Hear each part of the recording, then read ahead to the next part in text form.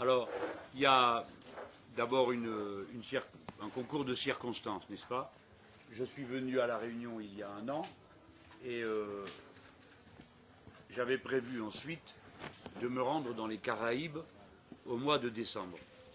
Et là, des raisons particulières et personnelles ont fait que je ne pouvais pas me déplacer au mois de décembre. Et il était prévu que je me trouve dans un des départements français d'outre-mer pour y tenir le discours que je vais tenir maintenant. Mais évidemment, compte tenu des événements qui ont eu lieu à La Réunion, et puisque j'étais invité à La Réunion par un comité extrêmement large de personnalités et d'organisations, j'ai pensé que c'était le bon endroit et le bon moment pour dire ce que j'avais à dire. Il faut que vous sachiez que depuis mon dernier passage ici, qui lui-même avait été soigneusement et méthodiquement préparé, les contacts se sont multipliés. J'ai travaillé de longues séances. J'ai ici un ami de toujours, hein. C'est mon frère, là, que vous avez à côté, là, Jean-Hugues Savigny, qui est mes yeux, mes oreilles, mes jambes, mes bras, mes mains, voilà. Et Jean-Hugues a en quelque sorte facilité la relation humaine qui a permis qu'on se connaisse, qu'on se découvre et qu'on se comprenne. À mon précédent passage, j'avais rencontré Béatrice Leperlier, Gilles, je ne sais pas où il est, mais Gilles Leperlier de l'Alliance des Jeunes. Et on s'était en quelque sorte, on avait eu une discussion politique assez ouverte. Ensuite, en métropole, à l'occasion d'un passage d'Yvan, que je n'avais pas pu voir auparavant, on a eu une longue discussion, très longue discussion, où nous avons passé en revue tous les aspects de la réalité réunionnaise, tous les potentiels que nous avions, l'un l'autre, chacun dans notre rôle, puisque lui est un syndicaliste, et quel syndicaliste. Et on a ensemble réfléchi à cette idée de la façon dont pouvait émerger une force politique nouvelle ici à La Réunion, en sachant que ça ne serait pas une affaire qui se réglerait sur un coin de table par des déclarations abstraites et des enthousiasmes de commande. Il fallait que ce soit à travers un travail commun, de l'énergie dépensée en commun, ralliant le grand nombre sur des causes clairement et facilement discernables. Et en quelque sorte, ce qui a tout facilité, c'est que Younous Omarjee monte et devienne le député européen des alliances d'outre-mer. Alors nous nous connaissons, lui et moi, puisque nous nous voyons une fois par mois. Lui est absolument à toutes les séances du Parlement européen et nous nous voyons une fois par mois. Donc nous avons l'occasion de parler, de se connaître et surtout de créer, moi j'y tiens beaucoup, ces liens de confiance personnelle qui fait que chacun sait qu'il ne sera pas poussé par l'autre à aller où il ne veut pas aller, mais en même temps que la dynamique de l'esprit d'équipe va fonctionner. Et la discussion avec Younous a eu ceci de fascinant, que comme il était un des rédacteurs essentiels de la plateforme de l'Alliance des Outre-mer, et que, comme tout le monde le sait, j'ai moi-même participé assez étroitement à la rédaction du programme L'Humain d'abord, on a pu aller sur le fond et pas se contenter de déclarations, certes émouvantes toujours, mais qui ne nous mènent pas bien loin si on n'a pas une vue commune de ce que peut être une orientation politique, économique, de progrès humain. Voilà le moment où nous en sommes. J'arrive moi ici, à leur invitation, je suis leur candidat commun, chacun est dans une démarche particulière, singulière, qui a son originalité, et je forme le vœu qu'après mon passage, autour d'Yvan et des camarades, Yvan étant le président du comité de soutien, puisqu'il a accepté de le faire, on puisse constituer une coordination du front de gauche pour la durée de cette campagne, et ensuite mes amis feront le bilan. Et ils verront si ça vaut la peine qu'on le continue ou pas. Chacun, bien sûr, est libre de ses choix. Moi, je souhaite qu'on le continue parce que ma candidature n'a pas de signification personnelle. Ce n'est pas une affaire ni d'un homme, ni même d'un parti. C'est quelque chose de beaucoup plus vaste, comme vous le savez, je ne cesse de le répéter, mais au début, je voyais bien que j'étais entouré de scepticisme, jusqu'à ce qu'il y ait le coup de tonnerre de la Bastille. Et là, même les plus sceptiques ont commencé à comprendre qu'il s'agissait bien d'autre chose que d'un simple phénomène médiatique ou d'un champignon électoral, mais une vague de fond dont je préfère dire que je ne crois pas qu'elle s'arrêtera avec l'élection. Elle est donc une composante du paysage politique et social de la France, non seulement pour l'élection, mais pour au-delà. Et qui que ce soit qui, pour finir, gagne cette élection, il ne pourra pas passer à côté, non pas de moi, mais de cette vague, de ce qu'elle incarne, de ce qu'elle porte et de l'attente que les gens y mettent. Voilà pourquoi je suis venu à La Réunion. Je vous ai parlé des circonstances. Maintenant, il y a le message, et on va en parler après, je pense, bien sûr pour La Réunion, mais ce que je trouve fascinant dans les situations insulaires, c'est qu'elles constituent une espèce de mise au pied du mur assez radicale des projets économiques. L'insularité, au fond, à notre époque, où les distances ne sont plus ce qu'elles étaient, où les liens ne sont plus ce qu'ils étaient, les liens humains, personnels, est une espèce de miroir grossissant de n'importe quelle réalité territoriale. D'une certaine manière, la Lozère est autant une île que la Réunion. Et bien des choses qui ont été imaginées à La Réunion, pour La Réunion, seraient d'après moi valables pour bien des départements français métropolitains ou des outre-mer français. Mais il faut en faire le tour et mettre en mots les propositions qui s'y attachent. L'autre aspect est que je viens à La Réunion, pas seulement pour parler aux Réunionnais et aux Outre-mer, mais pour parler à la France. Et proposer depuis ici, je dis bien depuis ici, un projet pour toute la France, sur un point exaltant, qui est le résultat de mes discussions avec mes camarades, et en particulier avec Younous, qui est de tracer l'horizon de la nouvelle frontière pour les Français, la mer. Nous sommes le deuxième territoire maritime du monde. Dans cet espace se trouvent concentrés 90% des réserves rares de l'humanité. À peine 15% de la réalité, la biodiversité est connue. C'est terra incognita, comme on disait dans le lointain passé, pour les morceaux de la carte où on ne savait pas ce qu'il y avait dedans. On écrivait terra incognita. Eh bien, l'humanité a une terra incognita sous ses yeux et elle se comporte comme si elle ne le savait pas. Cet espace nouveau qui est à conquérir avec des méthodes nouvelles, pas les méthodes prédatrices du passé, colonisatrices, saccageantes du productivisme. Cet espace nouveau à conquérir est une source infinie d'emploi, de savoir, d'intelligence humaine. Voilà de quoi je vais parler tout à l'heure, et ça ne concerne pas que La Réunion, mais ça concerne, c'est vrai, La Réunion, puisque le territoire maritime exclusif de La Réunion est équivalent à celui de la France métropolitaine, qui a pourtant 1000 km de côte. Je ne m'attends pas à ce que tout le monde rebondisse aussitôt sur cette idée. J'ai observé qu'il fallait qu'une idée soit martelée 3 ou 4 fois pour qu'elle finisse par rentrer dans le vocabulaire commun. J'ai parlé de la règle verte, il me faudra sans doute quelques semaines avant que tout le monde comprenne et assimile le fait que je me bats pour la règle verte. De la même manière, l'idée de la nouvelle frontière des océans, ça va prendre du temps. Mais je fais le pari suivant. Partout où je passe, les autres se précipitent. Et tout ce que je dis, comme ils sont en panne d'idées, ils le copient. Et j'espère qu'ils vont aussi copier cette idée-là. Peut-être pour dire des bêtises comme d'habitude, ou des choses mal organisées, bricolées sur un coin de table, mais peu m'importe. Du moment qu'eux aussi se disent, tiens, ce qu'a dit Mélenchon, je vais le reprendre à mon compte, je sais comment ça se passe. Le grand chef, lui, ne le sait pas. Il ne sait pas que je l'ai déjà dit, parce que lui, il fait comme moi, il fait campagne. Alors, ses assistants lui apportent des papiers, qui sont avec un gros tampon de l'agence de communication, et dit, nous avons trouvé une idée merveilleusement nouvelle.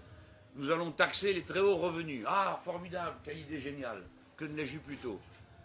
Ou bien, tiens, nous avons trouvé une autre idée, nous allons faire la taxation différentielle pour les Français qui sont à l'étranger. Fantastique.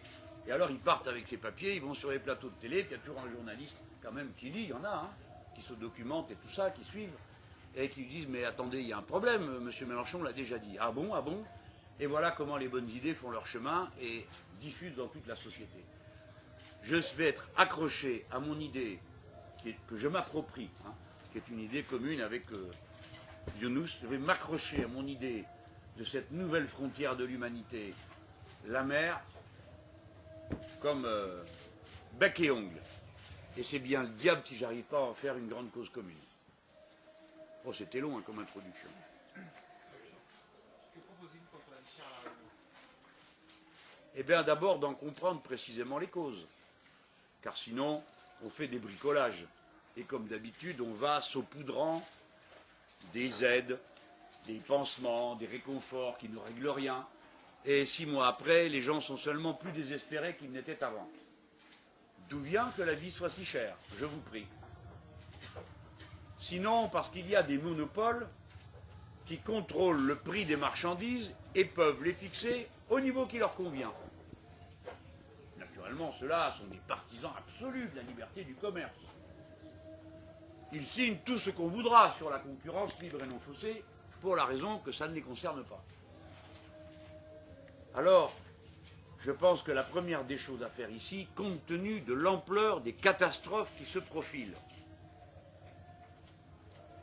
ça a d'abord frappé la Guadeloupe, puis la Martinique, puis Mayotte, puis la Réunion. Ceux qui croient qu'avec des petits réconforts, des petites gâteries, quelques caresses sur la tête des syndicalistes, ils vont se débarrasser du problème, se trompent. Ce qui se passe dans les Outre-mer français est l'avant-poste de ce qui se passe en France métropolitaine. Pour ceux qui vont et viennent entre l'île et la métropole, ils le savent. Donc, ici, il faut commencer par établir un contrôle des prix. Il faut qu'il y ait des coefficients multiplicateurs décidés par la puissance publique, puisque nous ne pouvons faire aucune confiance aux acteurs économiques qui devraient avoir un comportement décent. Deuxièmement, il faut que les salaires soient augmentés et que l'on ne vienne pas me dire que ce n'est pas possible. La dernière fois qu'on l'a fait, on nous avait aussi hurlé dessus que c'était la catastrophe qui guettait, c'est tout le contraire qui s'est produit. Les salaires étant augmentés, l'activité a été relancée et l'île a connu un progrès, certes relatif, mais un progrès. À ceux qui me disent que ce n'est pas possible, je réponds, que nous proposez-vous? Est-ce que pour garantir votre prétendue compétitivité, qui d'après vous est exclusivement liée au niveau des salaires, vous proposez qu'on ait à La Réunion le niveau de vie de Madagascar ou de l'Afrique du Sud? Allons, allons, qui est-ce qui peut croire une bêtise pareille? Ce n'est pas comme ça qu'il faut procéder. En répartissant la richesse, on fait respirer le pays. Et quand le pays respire, tout va mieux pour tout le monde. Après, il y a les mesures de fond, que voulez-vous? On ne va pas passer notre temps à éteindre des incendies que d'autres allument. Il faut les mesures structurantes. Il faut arrêter avec ce ridicule. L'octroi de mer était fait pour protéger l'économie locale, permettre le développement local. Et voilà qu'une tête d'œuf, quelque part dans un bureau, à Bruxelles ou je ne sais où, imagine que pour que les conditions de concurrence soient les mêmes pour tous, voilà que les productions locales, elles aussi, sont frappées par l'octroi de mer. C'est-à-dire que ça tourne au ridicule le plus complet. L'octroi de mer est fait pour protéger les productions locales, pas pour les accabler. Et voilà qu'il y a plusieurs niveaux d'octroi de mer, voilà qu'on se met à tripoter les taux de TVA, pour que, un petit peu par-ci, un petit peu par-là, plus personne n'y comprend rien, et c'est une espèce d'économie de comptoir trafiquée de bouts de chandelle qu'on voit à La Réunion, qui coupe les jambes de tous ceux qui essayent d'être des acteurs économiques responsables, comme le sont par exemple les syndicats, qui doivent se démêler au milieu de ce dédale de dispositions obscures, où on ne peut toucher une chose sans mettre en danger tout le reste, parce que tout est intriqué dans un puzzle insupportable. Les mesures de fond, c'est d'organiser le développement. Maintenant, nous allons changer de mot, ce qui, moi, m'arrache la bouche, mais nous sommes victimes d'une sarkozite du vocabulaire. La sarcosite du vocabulaire est une maladie de l'irritation des mots. Les mots sont irrités parce qu'ils sont infectés par un usage abusif. Par exemple, Guy Môquet, résistant communiste, est tout d'un coup passé dans le vocabulaire du chef de l'UMP. Moralisation du capitalisme, qui est une idée touchante mais impossible, a aussi été atteinte de sarcosite. Et voilà que le développement endogène est frappé d'une crise majeure de sarcosite. Le développement endogène, c'est une formule de Frantz Fanon. C'est le patrimoine des progressistes anticolonialistes. Et voici que M. Sarkozy, l'ayant remué dans sa bouche 2 ou 3 fois, on ne peut plus utiliser le mot car il est totalement infecté. Et il pourrait contaminer, d'un sens qui n'est pas le sien, l'idée qu'on y attache. Car pour lui, le développement endogène, en gros, c'est l'État s'en va, débrouillez-vous. Et débrouillez-vous pour faire du développement endogène. Allez sucer des cailloux pour vous nourrir, brouter les touffes qui sont là. L'État n'a rien à faire là, c'est le marché qui est tout puissant. Je caricature, j'en suis conscient, mais on peut aussi sourire. Alors il faut changer de mot. J'en ai parlé avec mes amis, que faire? Younous me dit c'est le développement propre, il voulait dire spécifique, on en discute une demi-heure en se demandant qu'est-ce qu'un développement qui ne serait pas propre. Finalement, nous nous accordons encore sur un autre mot, ce pourrait être le développement organique. Cela signifie un développement qui procède de soi et qui viendrait à dire ceci, que l'organe crée la fonction. Version moderne, biologisée de l'industrie industrialisante des années 60 et 70. Ça veut dire que c'est en ayant des objectifs politiques organiques que l'on peut développer l'économie de l'île. Par exemple, la souveraineté alimentaire. Par exemple, l'autonomie énergétique. Par exemple, l'autonomie éducative. Je veux dire la capacité de couvrir l'ensemble des champs, des savoirs et des connaissances qui sont nécessaires pour nous porter sur les rivages de la connaissance du XXIe siècle, etc. Je ne prends que ces 3 exemples parce que sinon mon discours ici va durer aussi longtemps que celui que je vais faire là-bas. Voilà, monsieur, comment je réponds. Évidemment, ma dernière remarque tiendra à ce que nous pouvons faire en matière de coopération. Mais ça, ce sont 2 modèles qui s'affrontent. Soit la réunion et le hub, comme on dit, de l'Union européenne, le tapis roulant des marchandises fabriquées en Europe à vil prix ou tamponnées en Europe arrivant des pays où les productions ont été délocalisées et se déversant ici provisoirement avant d'aller se répandre sur les continents voisins, le continent voisin, pour y répandre la misère et la désolation, car on aura obligé tous ces pays à abattre leurs frontières douanières. Soit on en vient à notre système à nous, qui est de mettre aux frontières de l'Europe, et nous sommes ici aux frontières de l'Europe, des visas kilométriques, environnementaux, sociaux, qui permettent de faire respecter le prix réel des marchandises lorsque les capitalistes n'externalisent pas les coûts qui s'y attachent. Et d'engager avec les pays de la région une coopération, ce qui est le contraire de l'échange soi-disant libre, soi-disant non faussé, que l'Europe prétend imposer à toute la région. Voilà en quelques mots résumé un programme économique qui a une très grande ambition, comme vous pouvez le voir. Il me semble que si on commence par le bon bout, c'est-à-dire donner de la respiration à la population locale en améliorant les salaires, on commencerait bien. Et c'est ce qu'on compte faire. Alors justement, à propos des salaires, on dit souvent que la surrémunération des fonctionnaires à La Réunion est un facteur qui contribue justement à l'augmentation des prix. Et donc on le sait, qu'est-ce que vous comptez faire? Supprimer les aides de correction? Comment ça va se passer? La remarque est juste.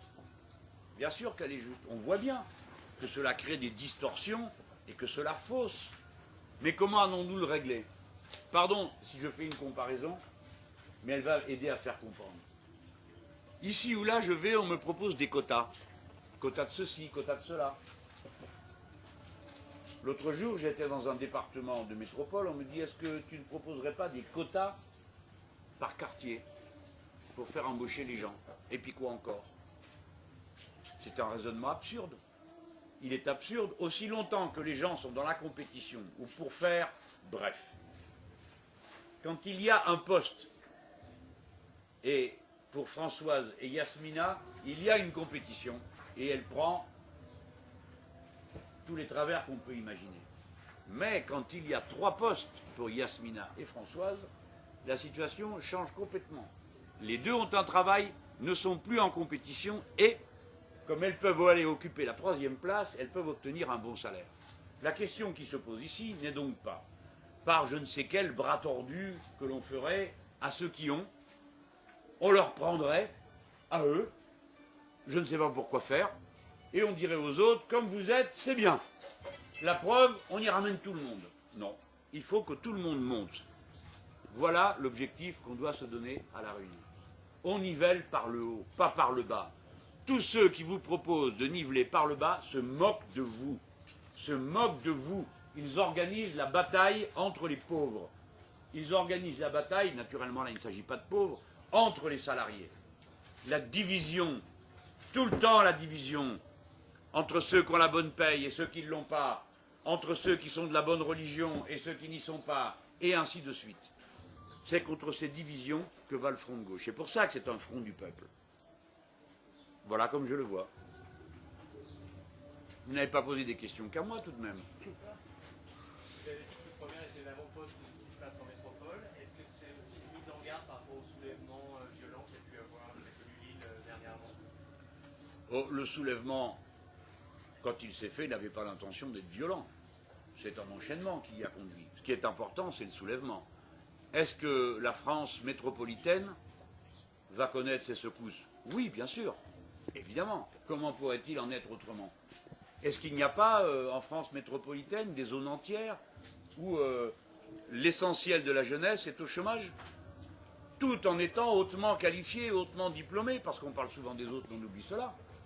Est-ce qu'il n'y a pas en France métropolitaine 8 millions de pauvres, dont 3,5 millions de travailleurs? Est-ce qu'il n'y a pas en France métropolitaine des centaines de milliers sans toit, de personnes sans toit, bien sûr? Et alors, qu'est-ce qu'ils croient? Que les gens vont rester là, les bras ballants, se laisser tondre, frapper, humilier?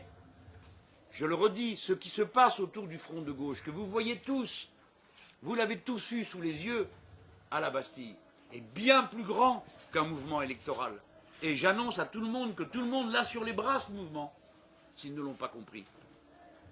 Au fond, cette Bastille, c'était une espèce de mélange de manifestation des indignés et de manifestation syndicale doublée d'un mouvement électoral. Je crois que c'est la caractéristique du moment. Alors l'avant-poste, il ne doit pas être perçu que dans l'aspect négatif, parce que dans mon esprit, moi je ne suis pas venu ici pour rajouter des récits misérables aux misères. Moi je suis venu pour proposer une ambition. La Réunion n'est pas un territoire ultra-périphérique, c'est un territoire français ultra proche de l'Afrique, ultra proche de Madagascar, ultra présent dans l'océan Indien. Il n'est ultra-périphérique que pour 4 bureaucrates à Bruxelles et quelques vieilles personnes de la CDU-CSU allemande qui n'ont qu'une idée confuse de la carte du monde et qui d'ailleurs n'y ont aucune espèce d'ambition à part y vendre des machines-outils aussi longtemps qu'ils croient que la terre entière va se mettre à leurs pieds pour les acheter. La France est présente ici. Nous sommes la seule nation européenne présente sur l'ensemble des continents, dans l'ensemble des océans. Nous avons des ambitions pour notre peuple qui est jeune, non seulement ici à La Réunion, mais en France métropolitaine. Et donc La Réunion est un avant-poste de la nouvelle politique que nous voulons appliquer, la politique de coopération avec le continent proche. Un continent qui est dans un état de désarroi où nous, avec nos capacités intellectuelles, nos capacités de qualification, nous pouvons jouer un grand rôle. Ensuite, la Réunion est aux avant-postes parce qu'ils y ont réfléchi avant tout le monde sur les politiques d'autonomie énergétique. Ensuite, la Réunion est aux avant-postes parce que sa population est disposée à aller de l'avant. Et moi, je viens ici lui demander de nous donner le coup de main pour y arriver. Alors, voilà, oui, c'est un changement assez profond. Ceux qui s'intéressent à ce que j'écris et dis pourront regarder dans un article que je fais paraître dans la revue de la Défense nationale comment j'explique que la puissance déclinante des États-Unis d'Amérique doit être, pour ce qui nous concerne, nous, tenue à distance. et qu'il faut constituer une nouvelle alliance mondiale, une alliance altermondialiste, qui privilégie les pays émergents. Eh bien, précisément, il y en a un ici dans la région qui s'appelle l'Afrique du Sud. Et nous, la France, représentée par la Réunion, nous avons une main spéciale à tendre vers le continent, et nous sommes ici aux avant-postes de cette nouvelle alliance. Voilà ce que je viens expliquer. J'espère avoir le talent de le faire tout à l'heure, parce que tout ça fait quand même beaucoup de sujets à brasser en même temps. À moi encore? Les autres, vous les avez le reste du temps, c'est ça que vous voulez dire? Vous les voyez tout le temps, vous les voyez tous tout le temps. En matière de programme, ce que vous développez, notamment en matière d'indépendance énergétique, en matière de coopération régionale, de se tourner ailleurs que vers l'Europe et vers l'Afrique, c'est quand même beaucoup de grandes parties du programme défendu par le Parti communiste réunionnais. Ils vous ont présenté leur proposition de développement de l'outre-mer, vous y avez adhéré. Comment ça s'est passé? Vous avez eu un retour avec eux depuis? Alors, Vous avez échangé avec eux? le Parti communiste réunionnais, c'est une chose. Je vous parle là d'une manière très personnelle. C'est un parti pour lequel j'ai le plus profond respect. Vous savez que j'ai beaucoup travaillé avec le Parti communiste réunionnais. Et puis il y a Paul Vergès. Et quoi que vous disiez et fassiez tous, et peu me chaud ce qu'on en pense, je le respecte et je le considère comme un grand homme de l'outre-mer français. Et j'aimerais bien qu'on se rende compte de la dimension des hommes qu'on a à côté de soi avant qu'ils ne soient morts comme on l'a fait pour Aimé Césaire. Bon, voilà. Paul Vergès a ouvert des dizaines de pistes. C'est une intelligence et une capacité de comprendre et il nous a tous enseignés. Il faut dire les choses comme elles sont. Quel que choix que fasse Paul Vergès, je le lui ai dit moi-même. Ne te sens obligé de rien. Quoi que tu fasses, nous respecterons ton point de vue, même si tu ne me soutiens pas dans l'élection. Voilà, que les choses soient dites. Après, le PCR a un débat. Vous savez bien que je ne pourrais pas commettre pire erreur que de m'en mêler. Car évidemment, à partir du moment où je m'en mêlerais, ça changerait tout et on dirait mais de quoi qu'est-ce qu'il vient faire celui-là là-dedans? Maintenant, je ne vais pas non plus vous raconter d'histoire. Je serais très honoré si le Parti communiste réunionnais soutenait ma candidature, ça va de soi. Mais je dis à tout le monde, amicalement, fraternellement, nous allons emprunter à tout le monde. Et nous allons essayer d'emprunter le meilleur. Mais regardez quelle extraordinaire conjonction est en train de se dessiner sous vos yeux. Un député élu politique, Younous Omarjé, présent au cœur de la bataille au Parlement européen. Une alliance des jeunes, qui a son autorité qu'elle s'est gagnée dans la lutte, qui de surcroît a une élue au Conseil régional. Un syndicaliste, on ne va pas dire de quel syndicat, mais qui incarne le mouvement social organisé.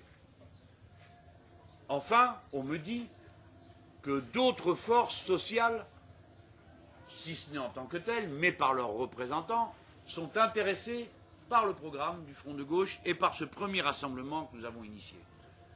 Je prends tous les Réunionnais à témoin. Il s'agit bien d'une force politique radicalement nouvelle qui pourrait émerger de ce rassemblement.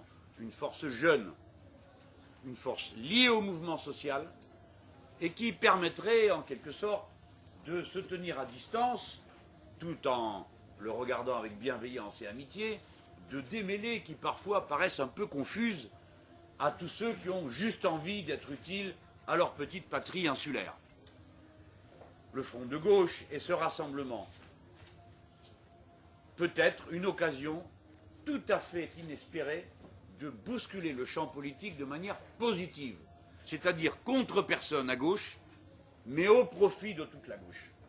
Moi j'y crois. Je pense que maintenant, tous ces mois que nous avons passés à discuter les uns et les autres, nonobstant les heures et malheurs politiques, syndicaux ou de nos propres existences personnelles, nous n'avons pas perdu de temps, puisqu'aujourd'hui nous voici ensemble. Je vous ai dit comme j'étais heureux, et je le redirai 10 fois, 100 fois, qu'au moment où je suis allé déposer ma candidature, ces deux-là, Younous et Béatrice, aient bien voulu venir. Ils étaient avec moi devant le Conseil constitutionnel. Et ensuite, vous savez, il y avait une bousculade épouvantable, tout le monde s'est fait piétiner. Et on m'a dit, vous ne pouvez entrer qu'avec une personne. Ah ah. Donc on a pris la décision sur le champ et on a dit ce sera Béatrice, de manière à ce que, premièrement, la délégation soit paritaire, même s'il n'y a qu'un candidat. Deuxièmement, parce que il était bon que ce soit un élu jeune de l'outre-mer français qui soit symboliquement présent là, à mes côtés. Moi, je mets dans toute chose des signes et des symboles. Celui-là me paraît très, très, très, très fort. J'espère qu'il sera entendu par tous les Réunionnais et reçu comme tel. En tout cas, voilà, tel est le nouveau visage de l'arc de force que nous essayons de construire. Il faut que j'arrête ? Ah oui, il faut quand même que j'aille terminer mon discours, sinon vous en prenez pour deux plombes. Je vous en prendrai quand même pour deux plombes. Mais bon. De toute façon, après, on se revoit encore à l'arrivée, non ? Non. On se revoit dans l'eau de l'aéroport. Mais qu'est-ce que je dois faire alors ? Là, on recommence ? On va se faire deux questions en cap rapides pour utiliser les images. Mince, alors je me suis usé à faire des réponses intelligentes et maintenant il va falloir faire tout en petit format. Mettez-vous rester avec Jean-Luc. Et super court, et je vais vous arrêter très vite. Ah là là là là. Monsieur Mélenchon, un sondage vous déclare maintenant le troisième homme de cette campagne. Est-ce que vous savourez ce succès? Qu'est-ce que vous en faites? Ben, je pense que ça va m'aider. Je ne vais pas maintenant changer d'avis sur la scientificité disons que mes repères sont ailleurs. Hein. Pour moi, c'est un repère plus certain de ce qui se passe que ce que je vois ici. Qu'on m'accueille à l'aéroport, n'est pas banal ici, comme ça, qu'il y ait ce pique-nique, qu'il y ait ce rassemblement. Voilà les signes pour la Réunion. Mais je vois bien aussi en France métropolitaine qu'on a l'impression que la rivière est sortie de son lit de partout. Donc ça, ce sont des repères très, très forts pour moi. Alors les sondages nous encouragent, nos amis sont survoltés, c'est extraordinaire, et surtout il y a quelque chose dont je ne finis plus de savourer l'intensité, c'est que Mme Le Pen se trouve derrière nous. Et j'espère que maintenant chacun va s'arc-bouter pour dire qu'il faut absolument qu'elle reste derrière et que le Front de gauche et Mélenchon soient devant. Comme ça, nous aurons d'un seul coup réglé nos comptes avec 30 ans d'histoire politique pourrie par la présence de ce parti qui a tout faussé, tout envenimé et qui ne sert strictement à rien à part semer de la haine. Elle a d'ailleurs été chahuté hier. Vous ne craignez pas de nuire à François Hollande aujourd'hui? Mais qu'il s'en débrouille ce garçon, il est grand, il a beaucoup d'argent, beaucoup de militants, il est très intéressant et tout le monde est passionné par ce qu'il dit et je pense que non, il ne craint rien de personne, tout le monde le sait. Moi, je ne sais pas mon rôle. Moi, je fais le travail avec mes amis le plus dur, affronter le Front National, faire reculer les idées de droite, faire des propositions cohérentes. Bon, voilà. C'est pas beaucoup apporté, c'est pas énorme apporté. Vous parlez de beaucoup d'idées dans la conférence de presse, beaucoup d'idées, le fleuve qui sort de son lit, la Bastille, tout ça semble énorme et énorme. Est-ce que vous accusez le coup? Est-ce que c'est beaucoup? Ben, je l'ai voulu, hein, je l'ai choisi, je l'ai calculé, je l'ai organisé. Et à un moment donné, un programme, une méthode, des partis politiques, une idée, rencontre un mouvement. C'est ça que ça veut dire. Nous ne l'avons pas créé ex nihilo.